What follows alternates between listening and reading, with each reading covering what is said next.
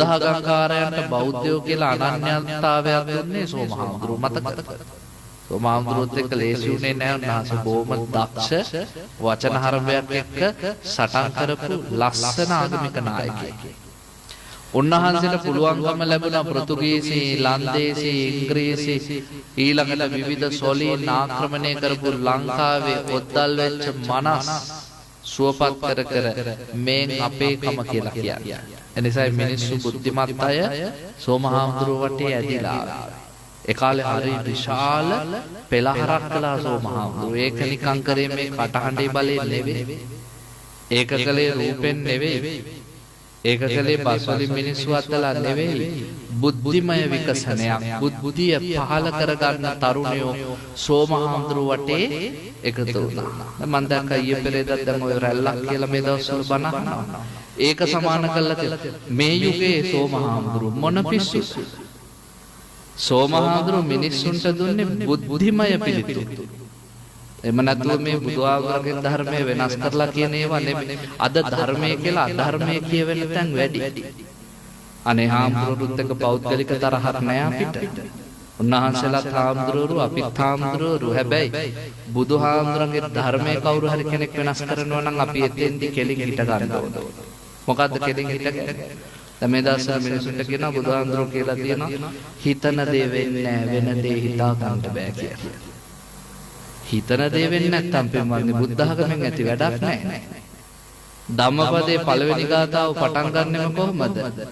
මනෝනුභංග මාදම්මා මනෝසෙට්ටා මනෝමය. මනස තමයි ශ්‍රේෂ්ඨ. මනස තමයි පූර්වාංගම. මනස තමයි හැම දෙයකම මූලික. මනසින් හිතලා කරන හැමදේම නුඹලගේ ජීවිතේට අර්ථයක් හෝ අනර්ථයක් කරනවාමයි. මනසාචේ පදුට්ටේන පළුදු මනසකින් මොනවා හරි කළොත් වාසතිවා කරෝතිවා කිව්වත් කළත් තතෝනං දුක්ඛමං වේති ගේන්නේ දුක්ඛමයි චක්කං වාතෝ පදං ගොනා පිටිපැස බැඳ කරත්තේවා. මනස සුවපත් කරගෙන මොනවා කළත් ඡායාවන පායිනි හේවනල්ලවල.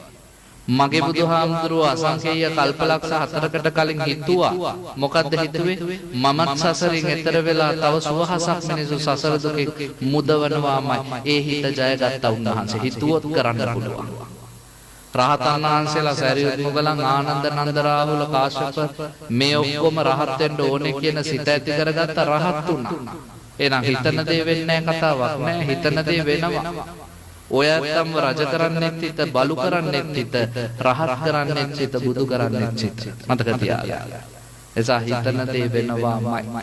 උනේ මොකක්ද? ඒක කියන හාමුදුරුවන්ට පාළි වැරදුනා. ඒකේ ගාථාව මොකක්ද? අචින්ති තම්පි භවති චින්ති තම්පි විනාශස.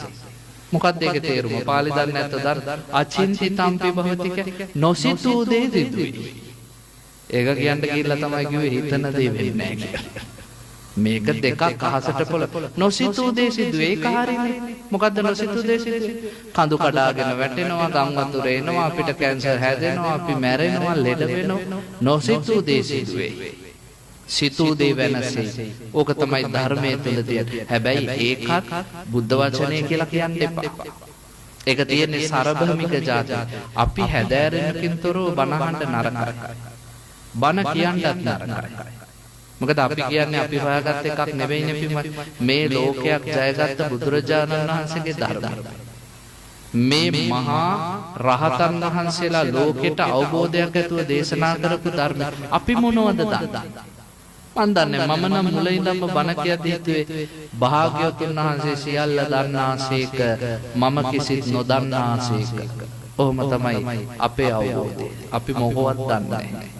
එවරතෝ අපි ඔස්තාර්ලා වෙන්න බණ කියන්න ගියෝ නෑ නෑ මෙහෙමයි ඒක අඩු ගන්න වැරදුනා නම් මට වැරදුනා කියලා හදන්න එපා. තාම යන්නේ එහෙමයි. එසා මතක තියාගන්න ඕනේ මේ ලෝකයේ තුල ධර්මයයි කියලා අධර්මය ප්‍රකට වෙන තැන් තියෙනවා. දායකයෝ බුද්ධිමත් වෙන්න ඕන. කඩුකොළු අරගෙන සටන් කරන්න නෙවෙයි. කාටවත් වරහන්න නෙවෙයි, සංඝයාට අපහාස කරන්න නෙවෙයි. දායකයෝ ඒ වෙලාවට තේරුම් ගන්න මෙතෙන්දි වැරදි විග්‍රහයක් මේ දුන්නේ කියලා. සරභමික ජාතකයේ බෝධිසත්වයන් වහන්සේ මුවෙක් වෙලා ඉපදිලා සරභමික මුවා දුවනවා රජුරු ඊතලයකුත් මානගෙන විදින්න යනවා.